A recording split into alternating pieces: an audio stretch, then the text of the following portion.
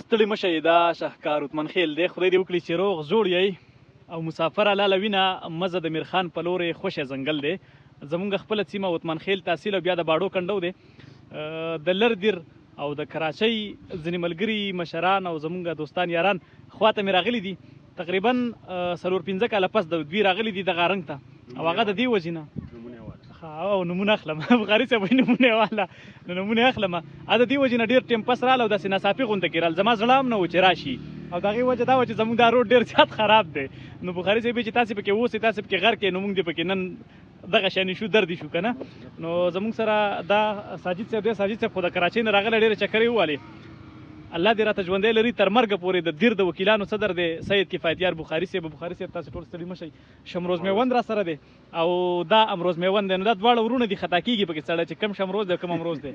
په منځ کې سید میا طیب حیران ډاکټر صاحب ولاړ دی او رحمان سعید سیلاب صاحب دی. مونږ دا ملګري چې کوم یو د ساجد صاحب نه بغیر او د امروز لالا نه بغیر، دا مونږ به یو ځای مشاعرو لتلو، یو ځای به مو داسې بنډارونه را جوړول، بیا د سړي مصروفیات سیوا شي او د یو بل نه داسې ورک شي. بخاري صاحب له راځم، دا سړی خو شاعر نه دی. بخاري صاحب شعر به درنه اورم. ډېره زیاته مننه. دا رنګې خدای د وړوکوالي نه زمونږ ملګری کړی دی شاهکار صاحب. دا اوله شاهکار نه و، خو چې زمونږ په خوا راغی نو خدای ته شاهکار جوړ کړو او د ده پروګرام به اوږدېږي، د ده سره بیا ټیم نه وي. نو زه به یو 2 شعرونه ډالۍ کړم. نری لخته که همسا ده خو زما ده، څه زما څه د بابا ده خو زما ده. د سیند غاړه مې د خپلو، شنه ورشو مې د همزولو، زه په بر کنډو کې اوسم او خوره وره بیدیا ده خو زما ده.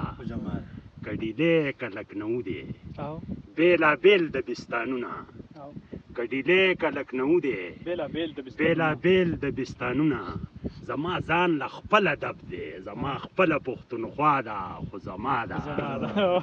جی شمروز میوند زه هم شعرونه وایم. وایي چې د بلۍ سوری د باران د ما راته یادېږي د جانان د ما، د بلۍ سوری د باران د ما راته یادېږي د جانان د ما، لکه په ګل د زهرو ډکه مچۍ د یار په شونډو د پیزوان د ما.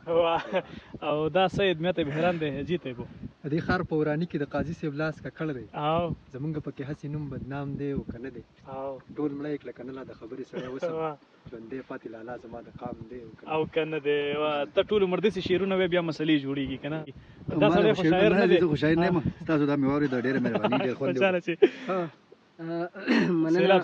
مننه شاهکار صاحب. دلته د ستاسو مېلمستیا او د داسې ښکلې سیمې په لیدو باندې په اولني ځل باندې ینم شکریه مده کوم. وایي هغه خلک چې د مینې کار له راشي، هغه خلک چې د مینې کار له راشي په سر سترګو د زما دوتر له راشي، او هغه خلک چې د مینې کار له راشي په سر سترګو د زما دوتر له راشي، خپل مین په کاڼو مه وله جانانه، د کوڅې نه به د چرته ور له راشي، د کوڅې نه به د چرته ور له راشي.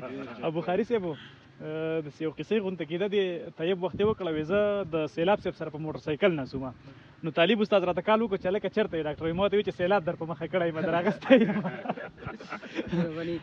هر کله راشئ او عثمان خیلو ته قدرمن شئ، خوشحاله شئ.